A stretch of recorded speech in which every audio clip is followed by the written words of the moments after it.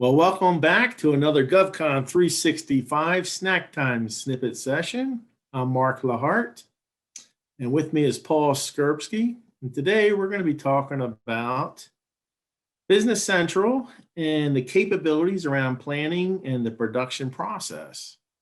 And some of the capabilities here are really around the flexibility here when at the planning stage, whether you want to be able to make or buy the items here that you're looking to make, the simplicity of the product, whether or not you want to use all the capabilities or features out of the product or some of them to match your production needs.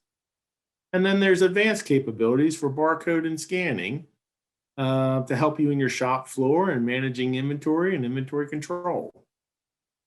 So let's see some of those capabilities, Paul.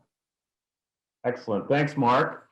And welcome to everybody joining on this Snacktime Snippet. So let me just talk a little bit about on the product design side. Mark talked about this idea that, the flexibility in two areas. So the first being you don't need to leverage all aspects of the system. And then the second around, making those critical make and buy decisions and having it be on the fly, versus having to make changes to the existing BOM structure or the item setup. So let me go ahead and open an item up, and I'll talk a little bit about how the initial setup drives behavior, but the simplicity of being able to override that. So let's go ahead and open up one of our items that is a produced item. So on the item card, you've got some general information about the item. You've got a nice image. So if the warehouse people are going to pick something and they need to, it's great to have a visualization. You've got that picture of it over to the right. You've got some general information about the item, right? So the item number, the description of the item, units of measure. So in the system, both a base unit of measure, which I'll call the stocking unit of measure, and then you've got also purchase and sales unit of measures. As I scroll down, you'll see information about quantities, right? So how many of these are on a production order, what's on a purchase order, et cetera, and they're all drilled down. So if I drill into that quantity on production order, it's going to take me to a list of all of the open production orders out there, and you can see there's 10 on one and 2 on another production order. So really, quick and easy visibility of critical information. As I scroll down, you're seeing costing information. So whether it's standard costing, LIFO, FIFO, average, or specific costing. And then the area I want to talk a little bit about is the replenishment system.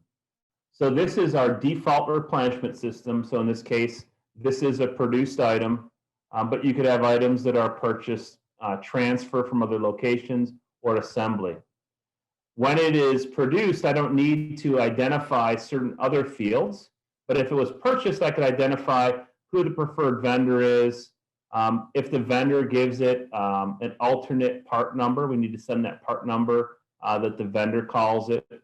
And then you can have alternate vendors, alternate part numbers for those alternate vendors, as well as different lead time calculations. When we talk about simplicity, a lot of our government contractors that are producing products for the federal government, they identify the fact that it's make to order, right? Because these are things that they're stocking. But sometimes they won't use the routing because it could be a situation where an engineer takes it through the entire process. They don't have an assembly line. So Microsoft makes it easier by saying, if you don't use routings, you don't need to use. If you don't need routings, you don't need to use it. However, we do need to leverage the production BOM, and you can go on the production BOM card to see details behind it. And then you've got information about flushing. So when I consume inventory, do I forward flush, back flush, pick forward or pick back? What that means is Mark talked about barcoding, right? So there's some native barcoding and then there's some advanced through some third-party partners we use. So pick forward just means that in order to flush the inventory, it has to be picked first with a scan gun before you can actually relieve that inventory, whether it's forward or back flushing. So now we've got items that we produce. The demand is going to come either from a forecast or a sales order, but when we run that production planning process, you can make a split-second decision around whether this is normally produced, but for whatever reason, maybe we have equipment that's down and we're going to have to buy the sub-assembly this time. You can make those kind of decisions on the fly, and let me show you where you would do it. So we're going to go into our planning worksheet, and this is, your person that runs MRP and MPS for the company. This is the place that they're going to live.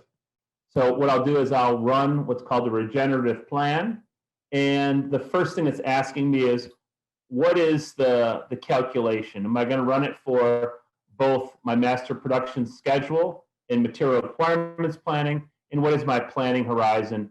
Am I using a forecast? So you can have materials that you forecast versus demand comes from an order. And we'll just leave the parameters the same. We'll say okay here.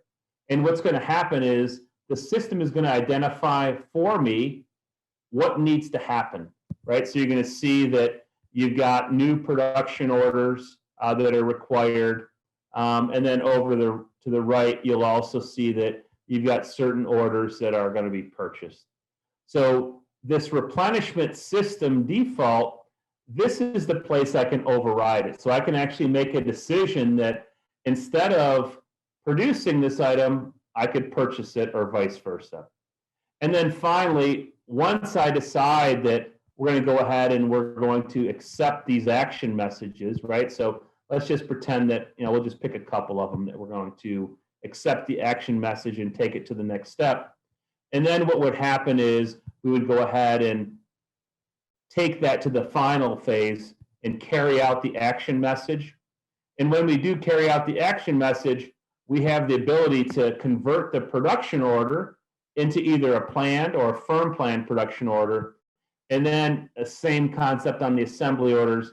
And then finally, with the purchase order side, again, depending on the complexity of your business, you can either take it right to POs, or if you have a more rigorous process for purchasing, you could copy it over to a requisition worksheet. And then at that point, let the purchasing department make all the decisions about sourcing. Do we need to order a few more of these for some reason, or maybe change the vendor we're going to purchase it from? So this gives you some visibility on the planning process within inside of Dynamics. And I think some of the key things that we're doing here is, one, provide simplicity and ease of use, but also give you that power to handle, really more complex and unique requirements. So again, thanks for joining us today for GovCon365 Snacktime Snippets. And you can check us out at www.govcon365.com.